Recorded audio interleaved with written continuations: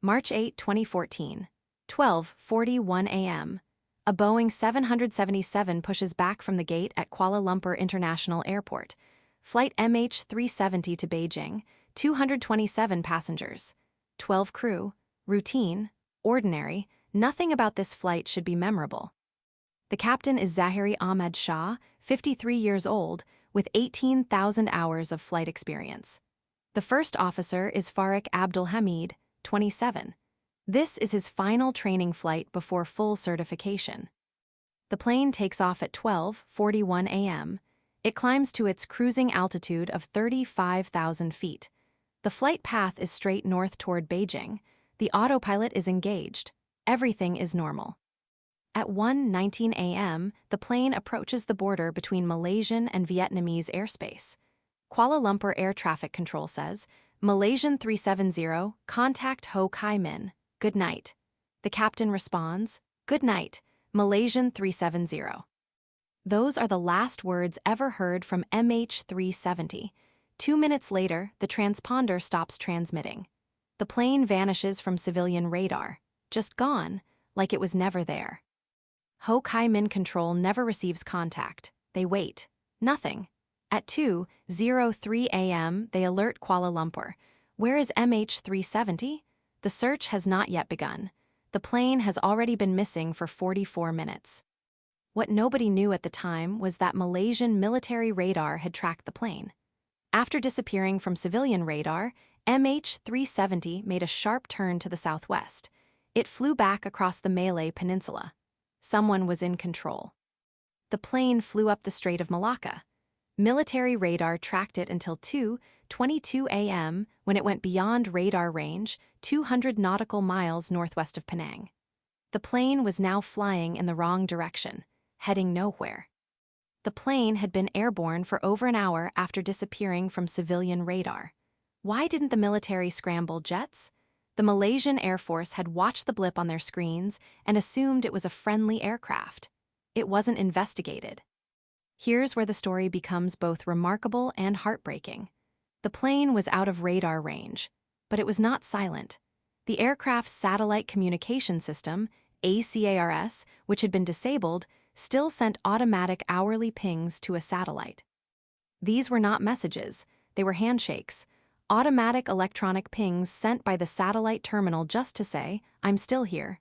7 handshakes over 6 hours, no location data, no altitude, no speed, just I exist. Engineers at Inmarsat, the British satellite company, realized something extraordinary. By analyzing the frequency shift of each ping, the Doppler effect caused by the plane's movement relative to the satellite, they could determine the plane's direction of travel. They calculated that MH370 flew south, deep into the southern Indian Ocean, one of the most remote, deepest, and least explored places on Earth. The 7th and final handshake came at 8:11 a.m. The plane was out of fuel. It was over. The search area was enormous, 120,000 square kilometers of ocean floor. Some of it had never been mapped. Mountains and trenches nobody knew existed. The water was 4 to 6 kilometers deep.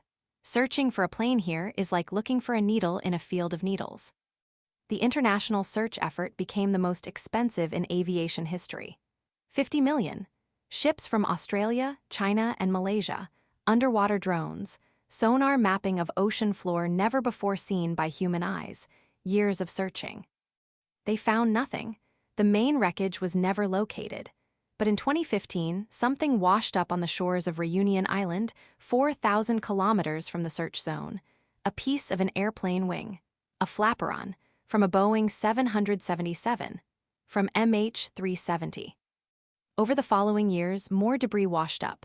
Pieces of the wing, parts of the cabin interior, found on beaches in Madagascar, Mozambique, Tanzania, South Africa.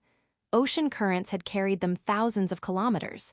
The plane had definitely crashed. But where? The debris confirmed one thing: MH370 ended in the Indian Ocean. But the main wreckage, the fuselage, the black boxes, the bodies, remains unfound.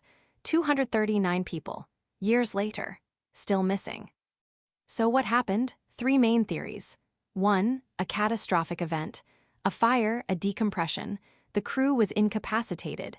The plane flew on autopilot until it ran out of fuel. This is the official story. 2. Pilot suicide. The captain was under personal stress. His wife had recently left him. He had been supporting an opposition politician. His flight simulator at home contained a route almost identical to the one MH370 took, deep into the southern Indian Ocean. It was deleted, but investigators recovered it. 3. Hijacking. Someone took control of the plane, disabled communications, and flew it somewhere, or tried to. But if you're hijacking a plane, why fly to the most remote ocean on Earth? There's nowhere to land. Nowhere to make demands, nothing out there. In 2018, the official search was suspended. In 2024, a new company proposed resuming the search using better technology. There are families who have waited over a decade, who still don't have a body to bury, who still don't know what happened to the people they loved. MH370 changed aviation forever. Every commercial aircraft now reports its position every 15 minutes, even over open ocean. Cockpit voice recorders now store 25 hours instead of 2. A plane can never just disappear again, but this one did, and we may never know why.